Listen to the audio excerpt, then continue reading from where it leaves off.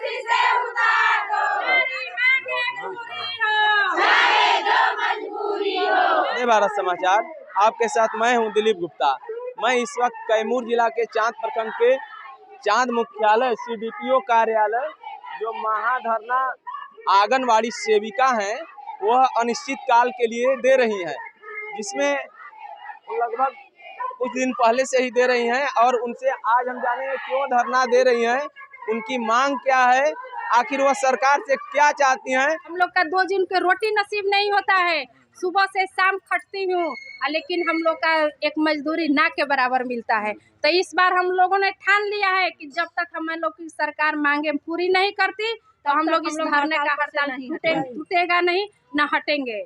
चुनावी माहौल में तेजस्वी यादव वादा किए थे कि अगर हमारी सरकार बनती है तो आप लोग को मानदेय दुगना करेंगे, सरकारी कर्मचारी का दर्जा देंगे। तो वो तेजस्वी यादव कहाँ गए?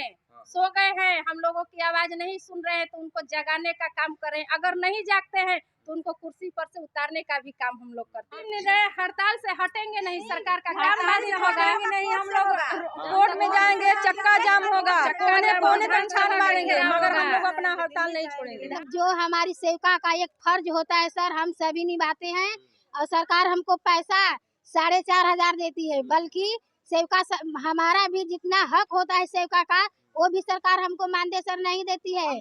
जन की हम दोनों काम करते हैं और सेविका और सहायिका का दोनों फर्ज निभाते हैं सर, और मेरा 4,500 मजदूरी मिलता है। तो सर बताइए कि हमको मतलब एक सेविका का भी नहीं मानदेय दे रहा है सरकार, और जब धरना का पैसा कटेगा तो भड़ुआ चोर हमारा ये नहीं सोचेगा उस समय काटते समय पैसा कि मीनी को हम कितना पैसा दिए हैं, कितना पैसा उनको मानदेय से काट रहे हैं।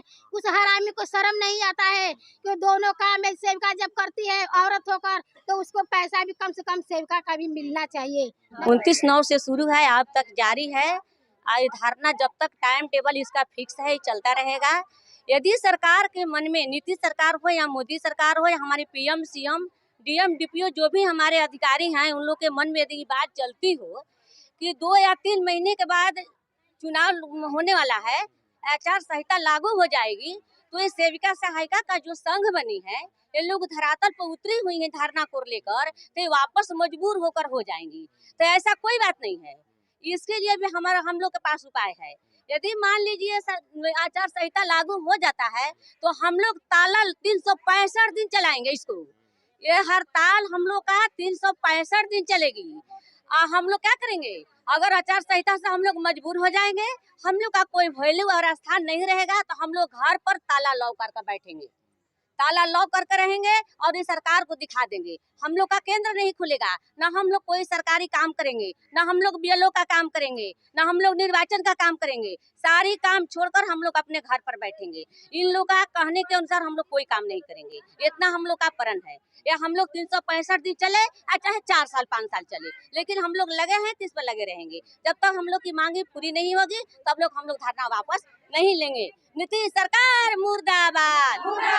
सरकार हमारी काम लेती है, वो किसी शिक्षक से कम नहीं है। 4 घंटा को 6 घंटा 8 घंटा 12 घंटा हम लोग काम करते हैं, लेकिन मजदूर एक मजदूर के बराबर भी नहीं देता है। हम अपना काम कराते हैं तो 500-600 रुपया दे के कराते हैं और हम 100 रुपया पे काम कर रहे हैं। कैसे चलेगा? हमारा बच्चा कैसे पढ़े लिखेगा सर? हमारा बच्चा भी अनपढ़ हो जा रहा है, हमारा बच्चा भी डिग्री नहीं प्राप्त कर पा रहा है, वो कैसे मजदूरी करेगा? तब तक वैसे ही रोड पे घूमता रहेगा बेचारे की तरह। तो ऐसी सरकार को हम लोग नहीं चाहते हैं कि हमारे बिहार में ऐसी सरकार रहे। ऐसी सरकार के हमारी सेविका विरोध करती है, आवाज लगाती है।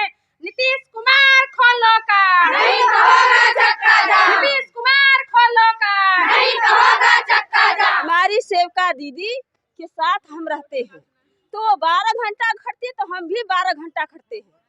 तो क्या मेरा परमेंट 20,000 नहीं हो सकता है सर?